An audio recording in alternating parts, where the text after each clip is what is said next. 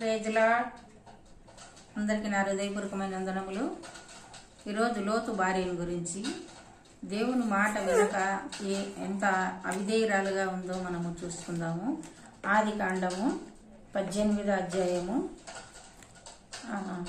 20వ వచనం. మరియు యెహోవా సొదొమ గొమొర్రాలను కూర్చిన మొర గొప్పది గనుక వాటి పాపము బహు భారమైనది గనుక. ఇక్కడ సొదొమ గొమొర్రాల పాపము ఎలాంటిదంట? గొప్పదంట. అంతేకాకుండా దేవునికి భారముగా ఉందంట. నిజంగా సొదొమ గొమొర్రాల విషయం మనకందరికి తెలిసినది. అక్కడ ఎవరున్నారు? లోతు కుటుంబం ఉందండి. అబ్రహాం నుంచి వేరైన తర్వాత ఎక్కడికి వెళ్ళాడు? సొదొమ గొమొర్రాలకు వెళ్ళాడు. అయితే అక్కడ ఆ ప్రజలు, ఆ ప్రదేశము ఎంత భయంకరమైనదంటే వాళ్ళ పాపము దేవునికి భారముగా అయిపోయిందంట. అయితే దేవుడు ఒక ఆలోచన కలిగి ఉన్నాడు. వారిని సొదొమ గొమొర్రాలను అగ్నింత కాల్చి వేయాలని తను ఆలోచన కలిగి ఉన్నాడు. అయితే ఆ పట్టణంలో ఎవరున్నారు? నీతిమంతుడైన లోతు ఉన్నాడు.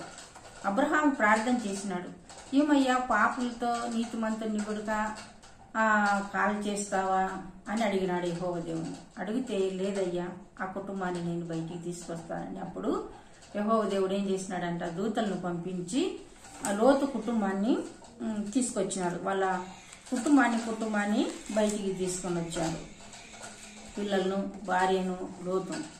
అయితే తీసుకొచ్చిన తర్వాత ఏమైపోయిందన్న విషయం మనం జ్ఞాపకం చేసుకుందాము.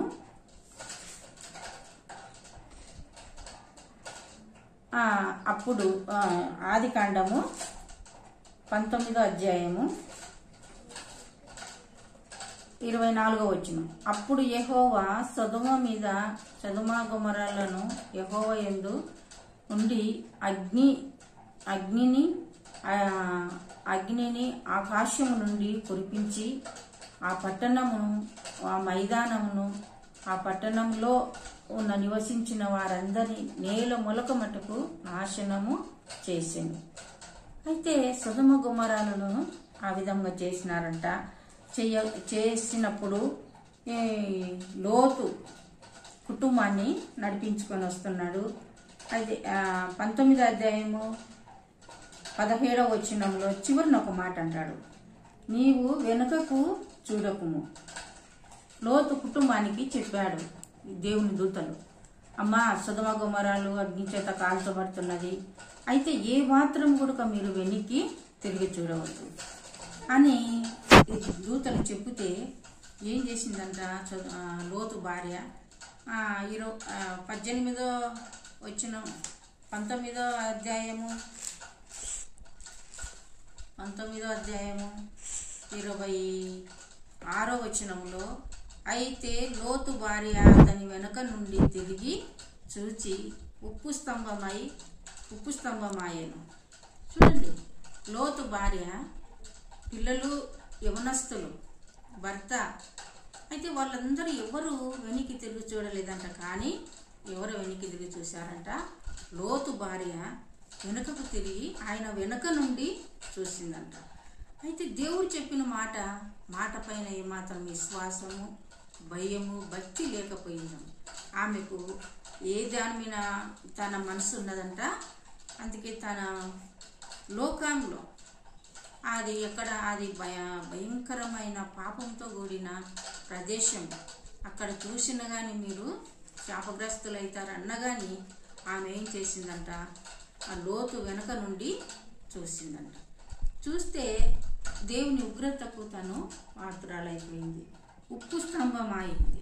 అక్కడ మార్గ మధ్యంలో ఉప్పు స్తంభముగా నిలిచిపోయింది. అయితే ఇప్పుడు లోతు 2 కుమార్తెలు ప్రయాణం చేస్తున్నారు. ఎక్కడ దేవుడు ఎక్కడ చూపిస్తున్నాడో అక్కడ ప్రయాణం చేస్తున్నారు. చేస్తూ కుటుంబంలో తల్లి లేకపోయినందుకు ఆ పిల్లలు ఏమైపోయినారంట? మహాభయంకరమైన పాపంలో పడిపోయారు. తండ్రితో పాపం చేసి పిల్లలు కన్నారండి. ఎందుకు? దీనికంతా మెయిన్ కారణం ఎవరు? తల్లి. ఆ తల్లి వెనక్కి తిరిగి చూడకుంటే, కుటుంబంతో ఉండింటే ఆ పరిస్థితి జరిగి ఉండేది కాదు. అయితే లోతు కుటుంబము సర్వనాశనం అయిపోయిందండి. పిల్లలు వాళ్ళ పిల్లలకు పుట్టిన పిల్లలు శాపగ్రస్తులుగా మారిపోయి ఉంటున్నారు. నేటి వరకు వారు మోయాబీలు, ఇంకొక సంతానము పెద్ద కూతురు సంతానం మోయాబీలు అయిపోయినారు. చిన్న కూతురు సంతానము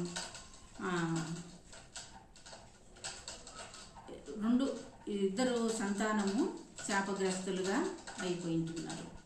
అయితే దీనికంతా మెయిన్ కారణం ఏమిటంటే శారమ్మ సంతానము 3 తరాల వరకు యెహోవా దేవుడు వారితో మాట్లాడుతూ, నేను పలాని వాళ్ళ దేవుడనయ్యాను, అబ్రహాము దేవుడను, ఇస్సాకు దేవుడను, యాకోబు దేవుడనని చెప్పుకుంటూ వచ్చాడు శారమ్మ విశ్వాసాన్ని బట్టి.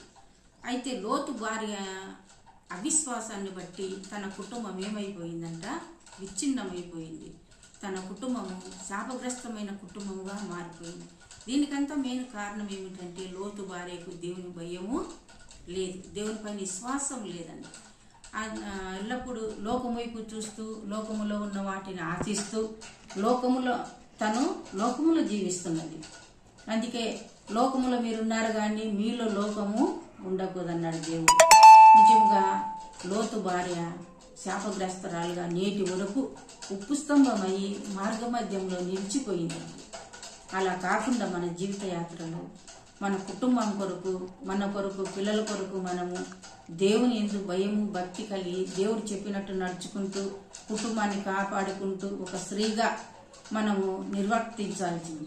అట్లా కాకుండా లోతు భార్య తన కుటుంబాన్ని, పిల్లలను శాపగ్రస్తులుగా చేసింది. ఆమె శాపగ్రస్తురాలు అయ్యేది కాకుండా తన కూతుర్లు కూడా శాపగ్రస్తులుగా నేటి వరకు శాపగ్రస్తమైన కుటుంబాలుగా మిగిలిపోయాయి. అయితే నువ్వు నేను జ్ఞాపకం చేసుకోవాలి, చివరి దినాలలో ఉంటున్నాం.